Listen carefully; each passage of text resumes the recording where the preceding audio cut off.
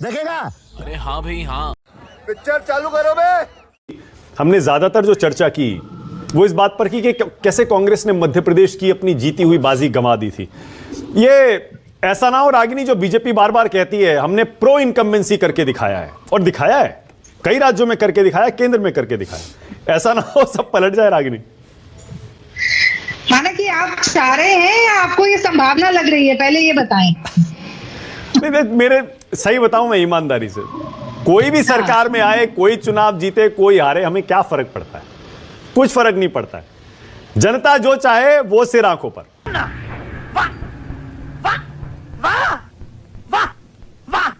जनादेश सबसे ऊपर।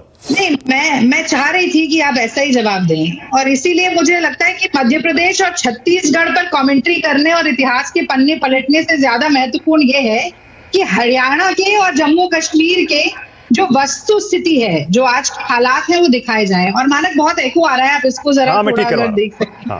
प्रॉब्लम।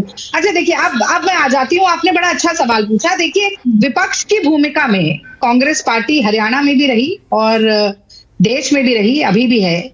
और मैं कहूंगी कि जनता के सुख दुख में 24 घंटे 24/7 कदम से कदम, कंधे से कंधा और आवाज से आवाज मिलाकर संघर्ष किया। और इसीलिए अपनी आज की बात में इन पंक्तियों से शुरू करना चाहती हूँ कि वर्षों तक देश में घूम घूम, बाधा विघ्नों को चूम चूम, सह धूप घाम पानी पत्थर, कांग्रेस आई कुछ और निखर, सौभाग्य न हर दिन सोता है। 8 अक्टूबर को मानक आप देखिएगा कि भाजपा का कितना बुरा हश्र होता है। क्या बात है? तो आपने हरियाणा से बात शुरू की, तो हरियाणा से ही शुरू कर लेते हैं। अब देखिए, हरियाणा में क्या हो रहा था अभी तक, मुझे लगता है 3 वर्ग, नौजवान, किसान और पहलवान, और मैं जवानों को भी नौजवान में ही गिन रही हूं, ये 3 वर्ग कसम खाकर बैठे थे कि इस बार भारतीय जनता पार्टी की खटिया खड़ी करनी है। और वो क्यों, मैं वो बता देती हूं आपको। देखिए, 37.4% की बेरोजगारी दर हरियाणा में है, जो कि देश की बेरोजगारी दर से 4 गुना ज्यादा है। 15 से 29 के आयु वर्ग में हर 3 में से 1 नौजवान बेरोजगार है। इसके बावजूद करीब 1,80,000 पद खाली हैं। और अगर जवानों की बात कर लें, तो जवानों को मजदूर बनाने का काम अग्निवीर योजना के द्वारा किया गया। उनसे उनका पेंशन का हक, शहीदी का हक, उनका कैंटीन का हक, जितने अधिकार होते थे सब छीन लिए गए। और उसके ऊपर पेपर लीक और पेपर रद्द, मतलब कि नौजवानों को आत्महत्या की कगार पर पहुंचाने का काम खट्टर और मोदी सरकार ने किया। और मुझे लगता है इसीलिए खट्टर जी को छुपा के रख दिया गया। भाई, जिस मुख्यमंत्री के कंधे से 9.5 साल बंदूक चलाई गई, सरकार चलाई गई, उसको आज नई नवेली दुल्हन की तरह घूंघट में रख दिया गया कि कोई चेहरा भी ना देख ले। इतनी एंटी इनकम्बेंसी है। Emotional damage. अगर मैं किसानों की बात करूं, तो एक तरफ डबल इंजन सरकार कहते हैं ना, हरियाणा में डबल इंजन सरकार, तो मोदी जी 2022 तक इनकम दुगनी करने वाले थे। 27 रुपया प्रतिदिन किसान कमा रहा है, एनएसएसओ का आंकड़ा है, वो भी छोड़ दीजिए। 750 किसानों की शहीदी होती है। कंगना रनौत बार बार बोलती रहती है, कभी कहती है कि किसानों की माँ बेटियां जो है वो 100 रुपया लेकर प्रदर्शन करने आती थी, कभी कहती है कि बलात्कारी है, वहां पर तो लाशें लटक रही थी किसान आंदोलन में। एक चिट्ठी लिख दी जाती है उनके लिए, बिना नाम बिना साइन की, किसी को नहीं पता, नड्डा जी ने लिखी, अमित शाह ने लिखी, मोदी जी ने लिखी, किसने लिखी।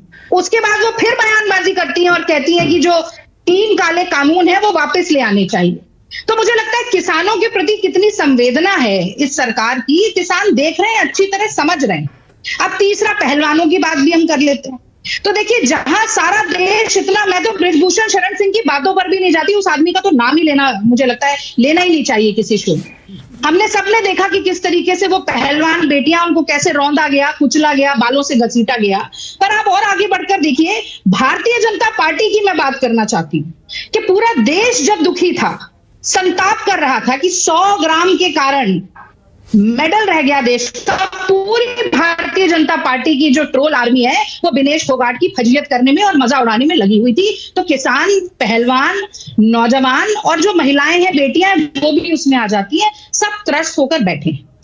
अरे बाप रे, ये तो धोती खोल रहा है। और इसके बाद एक आखिरी बात जरूर मैं इसमें जोड़ूंगी, एक बड़ा दाव चलने की कोशिश इन्होंने की।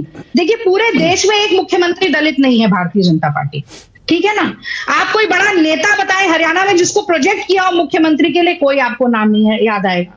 लेकिन हाँ, कांग्रेस पार्टी के दलित नेताओं के प्रति बड़ा प्रेम जाग रहा था, उनके लिए बड़ा दर्द उमड़ कर आ रहा था। शैलजा जी को बड़ा बता रहे थे कि बड़ी बहुत परेशान है, बहुत दुखी हैं, वो भी आ गई प्रचार में अंततः।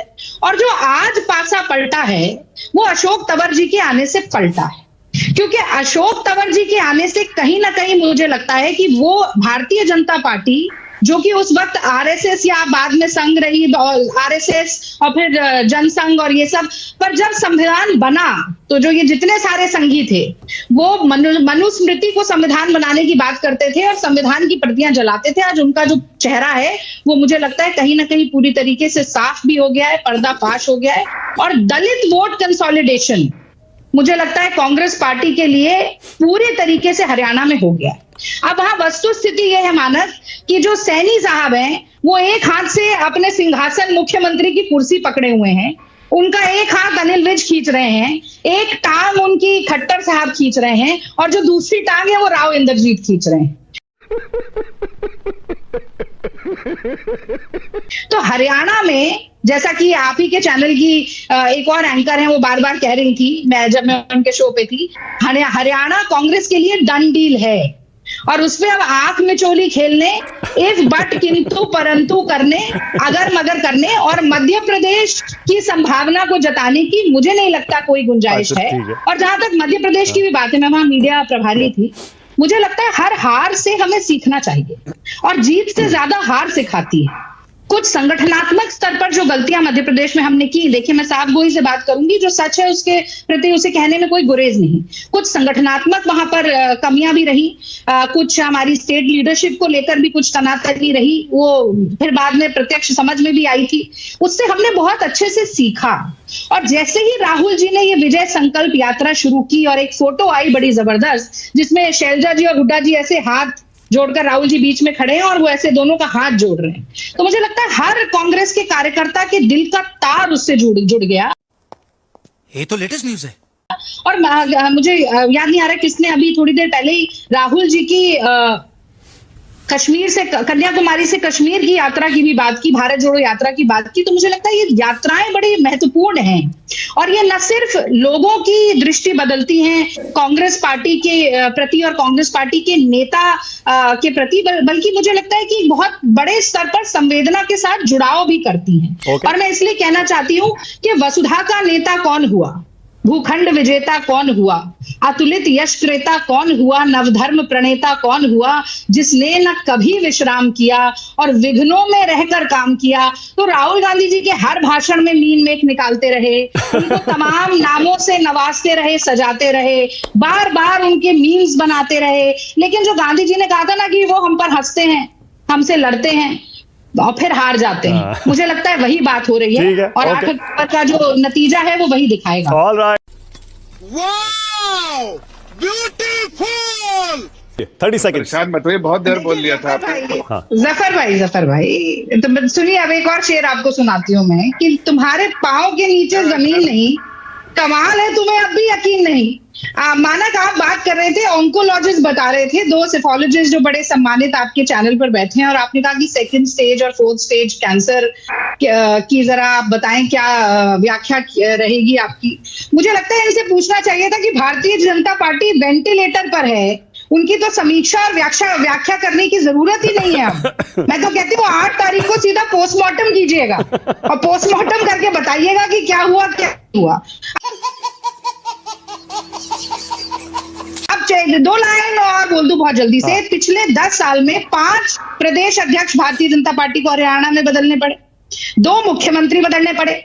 जो मुख्यमंत्री अभी है सैनी साहब, बिल्कुल ठीक कहा, उन्हें ये बताने में ही सारा समय निकल गया कि मैं मुख्यमंत्री हूं, पर मुख्यमंत्री को 4 सीटें बदलनी पड़ी और उसके बाद चुनाव की 2 तारीख बदलनी पड़ी और उसके बाद 39 बड़े नेता, विधायक, मंत्री, सांसद ऐसे थे जिन्होंने पार्टी बदल दी। अब वो 40 हो गए, अशोक तंवर भी आ गए जो कि स्टार कैंपेनर थे इनकी पार्टी के। तो अब इस परिस्थिति में हरियाणा है, उसके बाद भी वो कहते हैं धृतराष्ट्र तो अंधे थे, गांधारी ने खुद आंखों पे पट्टी बांध ली थी। तो भारतीय जनता पार्टी और उनके प्रवक्ता गांधारी बन के आंखों पर पट्टी बांधना चाहते हैं, तो ये मुगालसा। ठीक है, ओके जफर भाई आपकी बारी है, बोलिए और क्या कहा जा सकता है। बोलिए जफर भाई। हमारे यहाँ ऐसा ही होता है।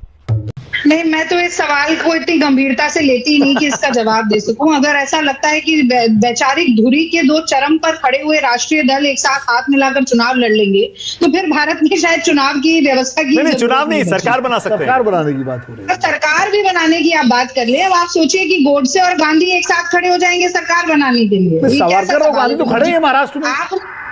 आपने कहा ये सावरकर और गांधी तो महाराष्ट्र में है ना साथ में। नहीं, लेकिन अरे गोडसे और गांधी तो नहीं है ना, टिकट जारी किया। गोडसे और गांधी तो नहीं है ना। चलिए अच्छा, आगे बढ़ती हूँ, मैं जम्मू कश्मीर पर आ जाती हूँ। मुझे नहीं लगता ये सवाल इतना गंभीर है कि इस पर कोई ठोस जवाब देना चाहिए। बहरहाल मुझे लगता है कि पूत के पांव ना पालने में दिख जाते। तो ऐसा हुआ कि लोकसभा का चुनाव हुआ, बड़ा डंका पिट रहा था 370 का। कश्मीर में 3 लोकसभा हैं, श्रीनगर, अनंतनाग, बारामूला, तीनों पर भारतीय जनता पार्टी चुनाव ही नहीं लड़ पाई। फिर लोकसभा का चुनाव आया, पहली लिस्ट निकल कर आई और वो ये दिखाना ऐसा चाहते हैं, जफर भाई भी दिखाएंगे कि जैसे इनकी तूती बजेगी 370 के बाद। तूती नहीं बजी, जम्मू कश्मीर में भी जूतियां बजने लग गई।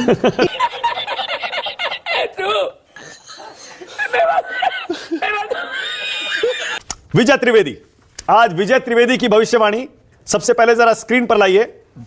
विजय जी का मानना यह है, विजय जी कहते हैं हरियाणा में कांग्रेस पार्टी मजबूत दिखाई देती है। जरा विजय त्रिवेदी की ऊपर भविष्यवाणी दिखाइए। विजय जी कहते हैं कांग्रेस पार्टी हरियाणा में मजबूत है और बीजेपी मुश्किल में है। हरियाणा चुनाव को लेकर यह है विजय त्रिवेदी की भविष्यवाणी। जम्मू कश्मीर पर बाद में आते हैं, पहले विजय जी हरियाणा से ही शुरू करते हैं। कांग्रेस पार्टी मजबूत और बीजेपी मुश्किल में। विजय जी, ये किस आधार पर आप कह रहे हैं, बोलिए। देखिए, 2 वजह मैं समझता हूँ। एक वजह है भारतीय जनता पार्टी की सरकार, जिसका एंटी इनकम्बेंसी फैक्टर उसमें लगा हुआ है। खट्टर साहब का 9.5 साल की जो काम उन्होंने किया, उसको लेकर बहुत कुछ अच्छा मैसेज नहीं है वोटर में, कार्यकर्ता में और हरियाणा की जनता में। और वो भारतीय जनता पार्टी ने भी समझा, तो इसलिए उन्होंने अपना लीडरशिप को चेंज किया। लेकिन वो लीडरशिप चेंज होने में थोड़ा सा देर हो गई। तो जो नए चीफ मिनिस्टर आए, इनको यदि हम सुषमा जी के रेफरेंस में देखें दिल्ली में, तो उस तरह का एक बदलाव है कि वो कितना कर पाएंगे। अब यदि वो नहीं कर पाते तो पूरी तरह से उनको तो नाकाम नहीं मानना चाहिए। हालांकि जितना समय उनको मिला उतने में तो उनको बताने में टाइम लग गया कि वही चीफ मिनिस्टर है। अच्छा बात नहीं है। उत्कर्ष पे थी लोकप्रियता उनकी। हाँ। बालाकोट और पुलवामा के आलोक में चुनाव हुए थे और पूरा देश राष्ट्रवाद और मोदी जी के प्रति जो है उनके लोगों का समर्पण और प्यार था। और उसके 2-3 महीने बाद चुनाव हुए थे हरियाणा के, जैसे अब हो रहे हैं। और उसका उस समय बीजेपी बहुमत का आंकड़ा से पीछे रह गई थी, यानी 40 सीट पे अटक गई थी और कांग्रेस 15 सीट से 31 सीट पे पहुंच गई थी। आप देखिए, उस समय भी सरकार नहीं बनी और बीजेपी को जरूरत पड़ गई जेजेपी की। यानी वो संकेत तभी था कि लोगों ने, जो विजय जी कहते हैं कि तभी बता दिया था कि बीमारी जो है ये है स्टेज 2 वाली बीमारी थी। लेकिन उस पर बीजेपी लीडरशिप ने तब उसका कोई इलाज नहीं किया और उन्होंने खट्टर जी को कंटिन्यू किया। और इलाज करते करते जब स्टेज 4 पे आ गया मामला, जब 9.5 साल हो गए, तब उन्होंने इलाज करने की कोशिश की और डोज भी जो दिया उन्होंने, तो शायद बहुत कारगर डोज नहीं दिया। सैनी साहब प्रदेश अध्यक्ष थे, सारी चीज़ें लोग जानते थे, लेकिन सैनी साहब भी कोई वैसी लीडरशिप नहीं थी जैसे कि हरियाणा में मान लीजिए और भी राव इंद्रजीत सिंह उनसे बड़े नेता थे बीजेपी में, जो माने जाते हैं ओबीसी चेहरा ही अगर आपको गैर जाट चेहरा ही लाना था तो। लेकिन खैर वो तो हाईकमान की इच्छा थी। अब एक तो वो कारण एंटी इनकम्बेंसी का, क्या कहना क्या चाह रहे हैं भाई आप? दूसरा जो लोकसभा चुनाव का अगर आप विश्लेषण करें तो लोकसभा चुनाव में सीधे सीधे मोदी जी के लिए वोट मांगा गया था और उसमें भी 5 सीटें कम हो गई बीजेपी की। 10 में से जो 2019 में 10:0 था वो 5:5 हो गया। यानी कांग्रेस 5 सीटें आगे बढ़ी और बीजेपी 5 सीटें नीचे आई और वोट परसेंटेज भी कांग्रेस का बढ़ा और बीजेपी का लोकसभा से कम हुआ, लोकसभा की तुलना में। तो इसलिए भी जो ट्रेंड है वो दिखता है। फिर जिस तरह से प्रचार को आप देखिए, जो प्रचार कांग्रेस ने जवान, पहलवान और किसान को एक मुद्दा बना दिया, तो वो सारे वर्गों को एक तरह से एड्रेस कर रहे थे। ये फैक्टर थे। और मुद्दे अनएम्प्लॉयमेंट, किसानों की परेशानी, किसानों के ऊपर जो लाठियाँ चली और जिस तरह से किसान आंदोलन के दौरान हरियाणा सरकार व्यवहार रहा, वो सारे मुद्दे। फिर अभी डंकी वाला एक मुद्दा राहुल गांधी लेके आ गए अमेरिका से, उन्होंने उसको बहुत तेजी के साथ आगे बढ़ाया। तो ये सब चीज़ें जो है, और लगातार संविधान वाला मुद्दा लोकसभा के बावजूद राहुल गांधी इसको पकड़े हुए हैं। जातीय जनगणना और संविधान, वो उन्होंने छोड़ा नहीं है। उसके नतीजा क्या निकले क्या नहीं निकले, कुल मिला के सारी चीजों से ये जरूर लगता है कि कांग्रेस वहां मजबूत स्थिति में है। खत्म, बाय बाय, टाटा, गुड बाय, गया।